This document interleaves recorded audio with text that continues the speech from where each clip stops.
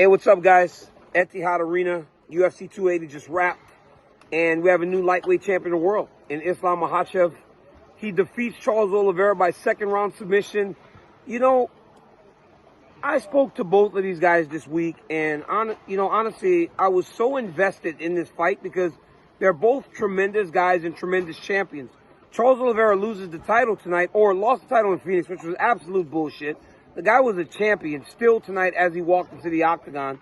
It was just a matter of the weight. I mean, the scale is why Charles Oliveira lost his belt. Ridiculous. But tonight, he came out here against Islam Makhachev, and when I spoke to them earlier in my YouTube videos, they were both so sure and so confident.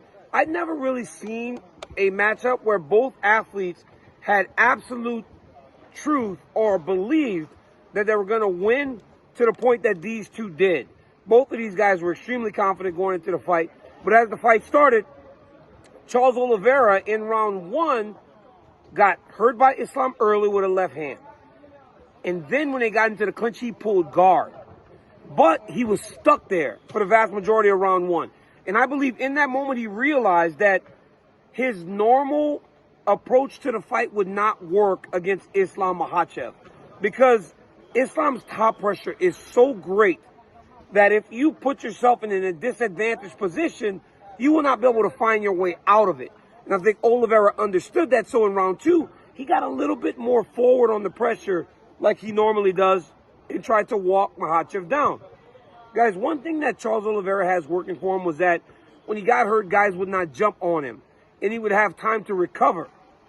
He even spoke to that.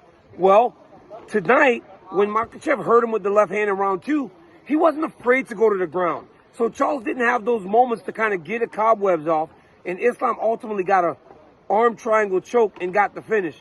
And I think that finish spoke to the strength of Makhachev, because this guy had the arm triangle in when he was still in the half guard.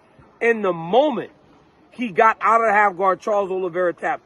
Makhachev said that he could remind Oliveira what it was like to quit. Listen, I called him out on it on a couple of occasions saying, hey man, this dude has won 11 in a row.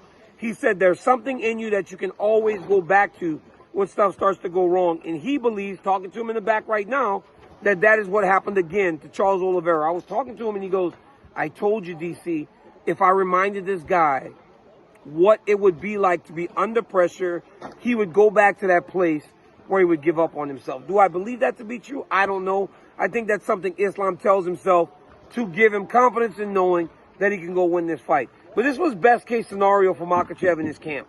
To go out there and not only win the belt, but win the belt in that fashion, submitting the greatest submission fighter in UFC history, and then right away, setting up the fight with Alexander Volkanovski for Perth, Australia.